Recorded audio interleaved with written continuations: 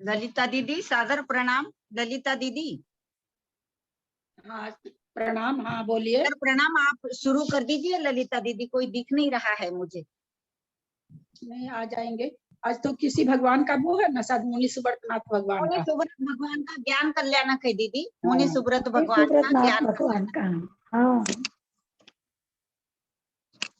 आप शुरू कर दीजिएगा दीदी। पंडित जी।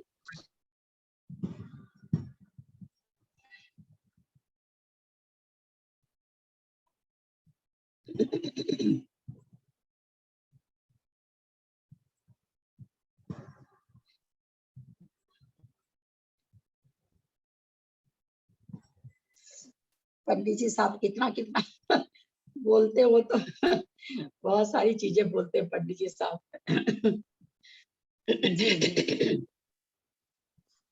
चलिए, अपने भगवान का जब तक करते हैं। पंच परमेष्ठी भगवान की जय, तो विश्व तीर्थंकर भगवान की जय। सभी मुनि महाराज जितने भी विद्यमान है, सबको नमोस्तु नमोस्तु नमोस्तु। सभी माता जी को चरणों में बंदामी बंदामी बंदामी। सभी व्रतियों के चरणों में इच्छामी इच्छामी इच्छामी। मुनीश्वरनाथ भगवान का स्थापना पढ़े आप लोग, जो भी पढ़े। मैं पढ़ूं ललिता दीदी? बोलिए। हाँ।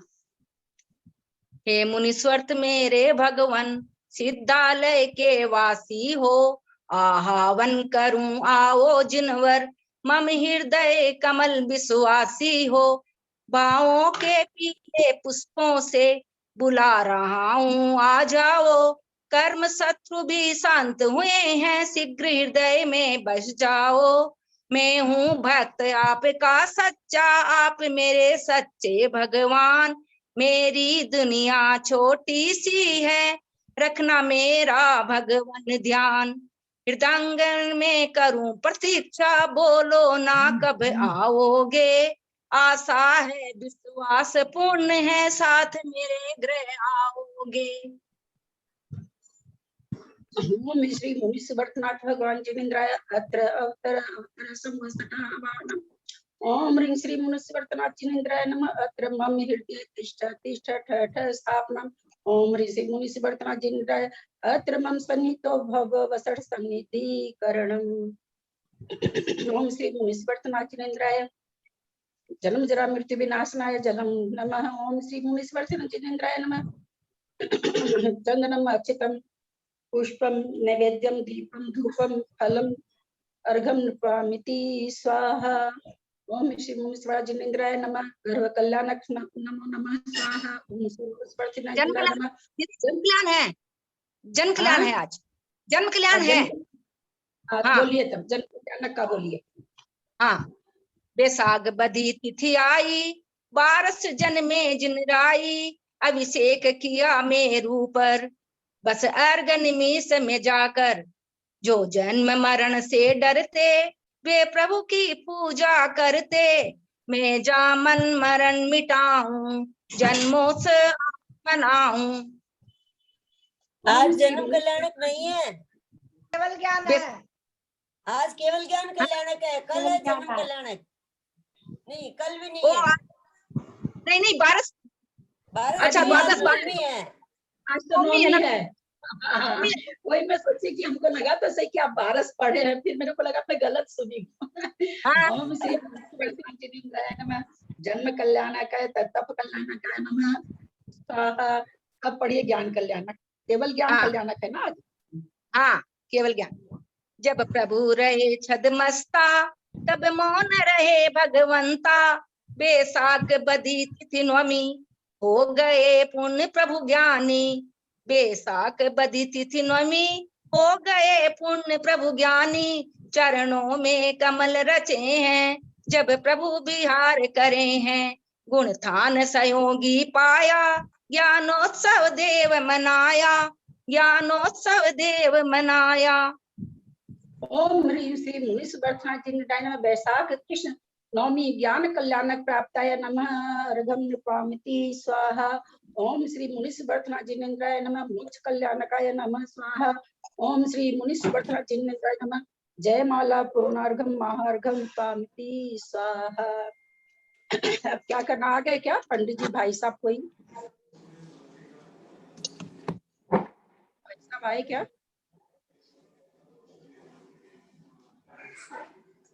चलिए, जब तक कोई नहीं आ रहे हैं, कल एक बहुत अच्छी आवाज आ रही है। मुनि सुव्रतनाथ भगवान के लिए बोलूं क्या? हाँ पहले आप सॉरी, बोलिए। हाँ सॉरी मंजू नहीं, जी, सॉरी सॉरी। हाँ नहीं, पहले बोलिए आप बोलिए। बोलिए ना, आप क्या बोल रहे हैं?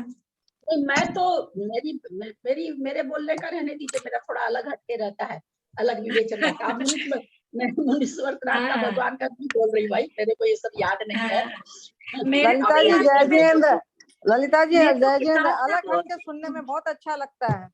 हाँ, हाँ अलग हट के सुनने में बहुत अच्छा लगता है, जैसा कल आपने बताया बहुत अच्छा लगा।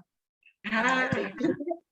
आप नहीं मुनीश्वरनाथ का बोलिए, सबको भावभास में होगी, मेरे से हाँ। गलती हो गई, भगवान से क्षमा नहीं मांगती हूँ। नहीं, प्लीज, मैं तो खुद बुक से बोलती हूँ, सुपार्श्वती माता जी की किताब है, उससे बोलती हूँ। नहीं ठीक बात है, तो याद किसको रहेगा इतना? हाँ, बोलिए। मुनि सुव्रतनाथ भगवान का जीव प्राण स्वर्ग से च्युत हो गया है था, जहाँ उनकी 20 सागर प्रमाण आयु थी। और इसी भरत क्षेत्र के मगध देश में राजगृह नगर का अनुशासन हरिवंश शिरोमणि सुमित्र नाम का राजा था। इनका गोत्र काश्यप था और शील संयम की खान सोमा उनकी रानी थी, जिनके राजांगन में 6 महीने में प्रतिदिन 14 करोड़ रत्नों की वर्षा हुई। इसमें तो श्रावण कृष्णा द्वितीया की रात्रि के पिछले पहर भाग में रानी ने 16 स्वप्न देखे और उनके गर्भ में मुनि सुव्रतनाथ भगवान का अवतरण हुआ। फिर उनकी गर्भतिथि का वैसे शायद कहीं वर्णन नहीं है सही, क्योंकि इसमें लिखा है भगवान मुनि सुव्रत की गर्भतिथि तिलोय परिणति और हरिवंश पुराण में नहीं है, महापुराण में जन्म तिथि नहीं है। फिर भी अपन इसको मान रहे हैं।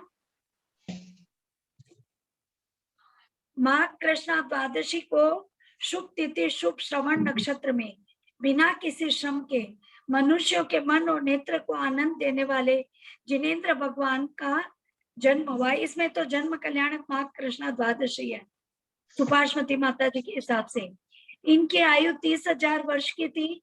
शरीर की ऊंचाई 20 धनुष की थी। शरीर की कांति मयूर के कंठ के समान नील वर्ण थी। 15,000 वर्ष तक पंचेंद्रिय विषय सुख का इन्होंने अनुभव किया। एक दिन शरद ऋतु के बादलों के विघटन को देखकर संसार शरीर और भोगों से विरक्त हो गए थे और 1,000 राजाओं के साथ वैशाख कृष्णा दशमी यानी कल आएगा श्रवण नक्षत्र में सायंकाल के समय उन्होंने दिगंबरी दीक्षा ग्रहण की। राजगृह नगर में आहारचर्या हुई उनकी। वृषभ सेन नामक राजा के यहाँ क्षीरान्न से उनका आहार हुआ। तदनंतर 9 महीना 14 दिन छद्मस काल के बीत जाने पर प्रभु ने फाल्गुन कृष्णा षष्ठी के दिन पूर्वान्न में श्रवण नक्षत्र के रहते हुए नीलवन में केवल ज्ञान प्राप्त किया। इस स्थिति का भी वर्णन दूसरा है।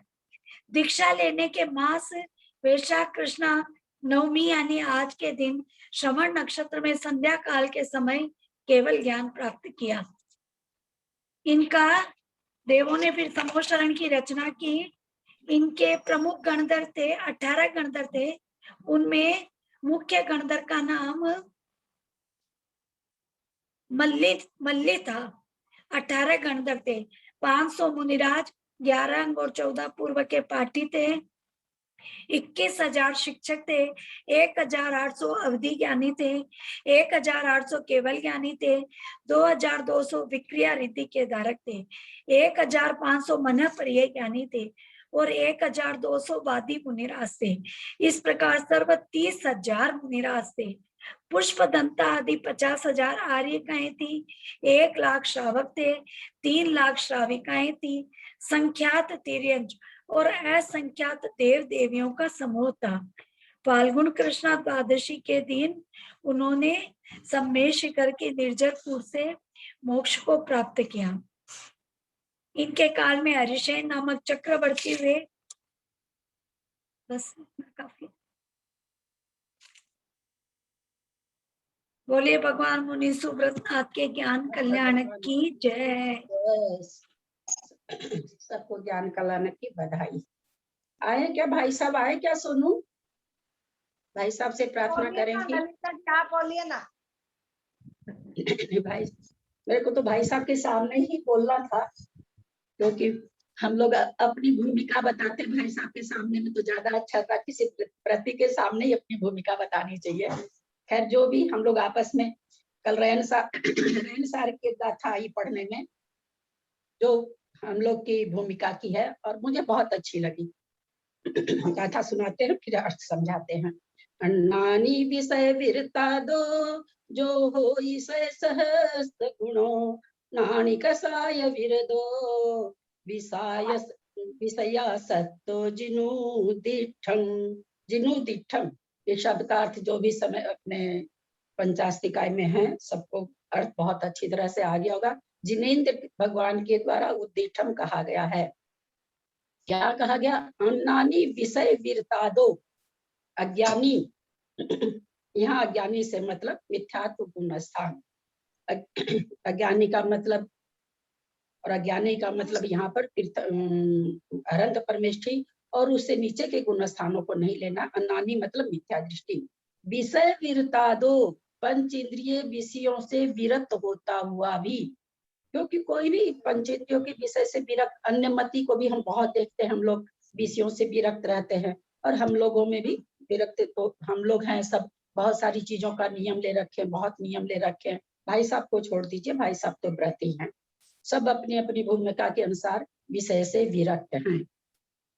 आचार्य क्या कह रहे हैं इस गाथा में? अन्नानी विषय वीरता दो, अज्ञानी विषय से विरक्त हुआ, पंचेंद्रियों के विषय से विरक्त है, जो होई जो होता है, सहस्र गुणों, उससे 10,000 गुना यानी 1,00,000 गुना। क्या है? नाणी कसाय विरक्तो, विषया सत्तो।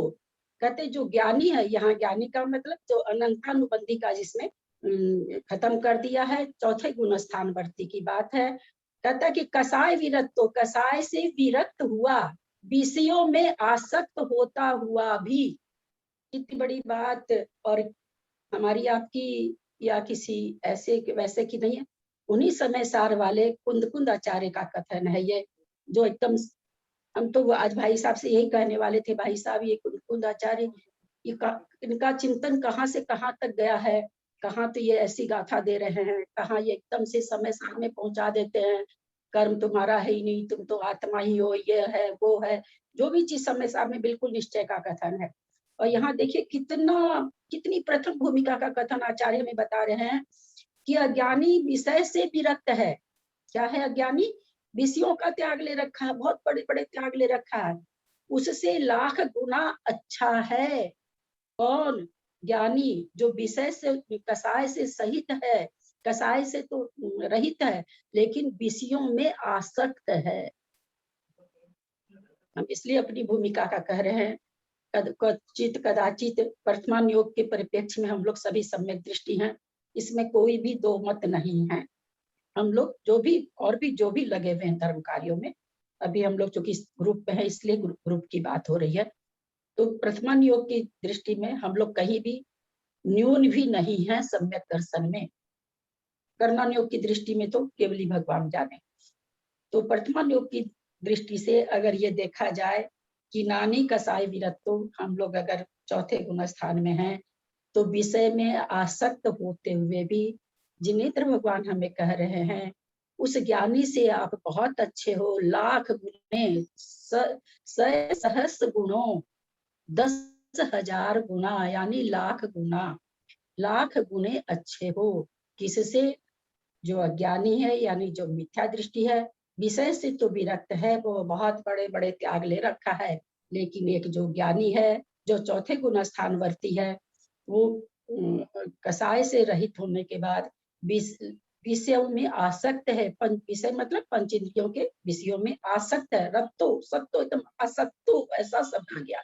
विषया सत्तो, विषय में आसक्त हुआ, मतलब विषयों में आसक्त रहता है, लेकिन वो 1,00,000 गुना अच्छा है। मुझे यह कल गाथा मिली, मुझे बहुत खुशी हुई कि हम लोग किसी से तो अच्छे हैं, वरना हमेशा लगा रहता है कि हम लोग तो पंचेंद्रिय के विषयों में लगे रहते हैं। इधर मन भटकता है, उधर मन भटकता है, अच्छी चीज देखते हैं तो उस पर नजर चली जाती है, अच्छा कुछ सुनते हैं तो उस पर कान चले जाते हैं, अच्छी चीज खाते हैं, स्वाद अच्छा रहता है, यहाँ तक भी कह देते इसको रख दो शाम को भी खा लेंगे, है स्वभाव पड़ा हुआ अनादिकाल का। धीरे धीरे हालांकि इनमें सुधार आता जा रहा है, जैसे जैसे हम लोग अच्छी बातों को सुनते हैं, अपने को सुधार भी कर ही रहे हैं, लेकिन हैं हम लोग इस विषय में आ सकते हैं। मुझे कल गाथा बहुत अच्छी लगी। कल 2 गाथा रहनसार जी की मैंने पढ़ी, दोनों ही गाथा बहुत अच्छी है। एक गाथा तो बिल्कुल भाई साहब के सामने ही पढ़ने लायक है। भाई साहब अगर आ गए हैं तो आ गए हैं क्या भाई साहब? ज्ञानी से ललिता जी क्या समझे अपन?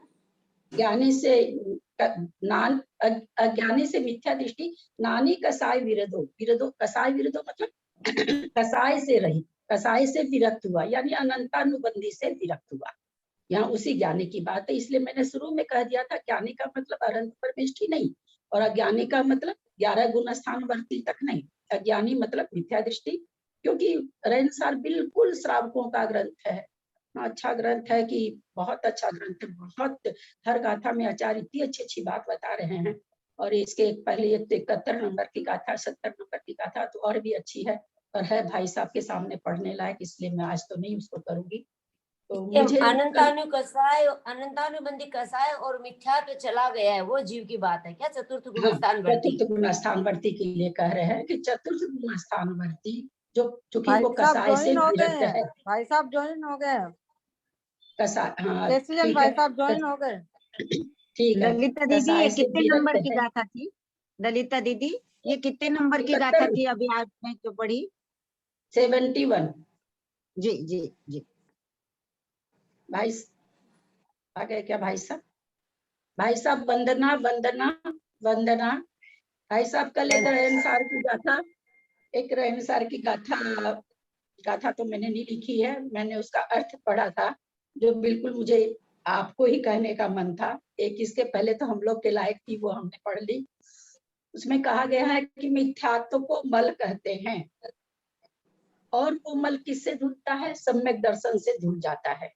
मिथ्यात्व रूपी मल को धोने के लिए सम्यक दर्शन रूपी साबुन सफिशियंट है, परंतु कर्मों को वहां पर 70 नंबर की गाथा भाई साहब रहनसार की, कर्मों को वहां पर रोग बताया गया है कि ये खुद आचार्य लिख रहे हैं, जो जो समय सार हमें दिए हैं उन्हीं की गाथाएं हैं। कर्म रूपी रोग को, कर्म को रोग कहा है, और कर्म रूपी रोग को खत्म करने के लिए चारित्र रूपी औषधि ही है। इसके बिना कर्म रूपी रोग नहीं धुलता है, जो कि आपके पास है, हम लोगों के पास नहीं है। हम लोग शायद मिथ्यात्व के मल को धो रहे हैं, तो बहुत बड़ी बात है। तो मैं गाथा तो मैं नहीं लिखी, मेरे को लिखना चाहिए था। मुझे बहुत अच्छी लगी 2 गाथा। एक गाथा में तो आया भाई साहब आप नहीं थे कि अज्ञानी विषय से विरक्त होता हुआ भी, और ज्ञानी, ज्ञानी मतलब चौथा गुण स्थान पड़ती है, ज्ञानी मतलब मिथ्या दृष्टि। ज्ञानी कसाय से विरक्त हुआ, चूंकि अनंतानुबंधी कसाय चली गई है, विषय में आसक्त होता हुआ भी, कसाय से रहित परंतु क्या है? विषय में आसक्त है, वो पंचेंद्रियों के विषय में आसक्त है, वो लाख गुना अच्छा है। यानी अज्ञानी इंद्रियों विषय से विरक्त है, लेकिन उससे ज्ञानी विषयों में आसक्त